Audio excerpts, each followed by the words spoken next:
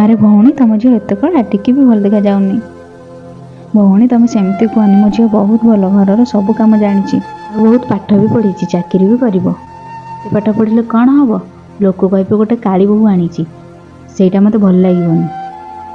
ଏ ବାହାଘର ହବ ଯଦି ତମେ 5 ଲକ୍ଷ ଟଙ୍କା ଆଉ ଗୋଟେ କାର୍ ଦେବ। ହେଲେ ଭଉଣୀ, ମୁଁ ଏତେ ଟଙ୍କା କୋଉଠୁ ଆଣିବି? ତା ବାବା ଗଲା ପରେ ମୁଁ ତାକୁ ବହୁତ କଷ୍ଟରେ ମଣିଷ କରିଛି। ଯଦି ଏସବୁ ଦେଇପାରିବନି ତାହେଲେ ଏ ବାହାଘର ବି ହେଇପାରିବନି। ତମର ଏ କାଳି ଝିଅକୁ କିଏ ବାହା ହବ? ମୋ ପୁଅକୁ କ'ଣ ଝିଅ ମିଳିବେନି ନା କ'ଣ? ମୁଁ ବି ଯାଉଛି।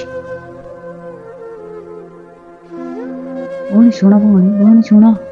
ଥାଉ ବୋଉ, ତୁ କ'ଣ ଚାହୁଁଛୁ ତୋ ଝିଅ ଏମିତି ଗୋଟେ ଘରେ ବାହା ହଉ ଯୋଉଠି ମଣିଷର ମନର ସୁନ୍ଦରତାକୁ ନୁହେଁ, ବରଂ ମଣିଷର ଚେହେରାର ସୁନ୍ଦରତାକୁ ଦେଖି ଭଲ ପାଉଛନ୍ତି? ମୁଁ କଳା ବୋଲି ଆଜି ସେମାନେ ତୋତେ ଟଙ୍କା ମାଗୁଛନ୍ତି, କାଲି ବାହାଘର ପରେ ସେତେବେଳେ ତୋତେ ଆଉ କ'ଣ ମାଗିବେ, ସେତେବେଳେ ତୁ କ'ଣ କରିବୁ? କୋଉଠୁ ଆଣିକି ଦେବୁ?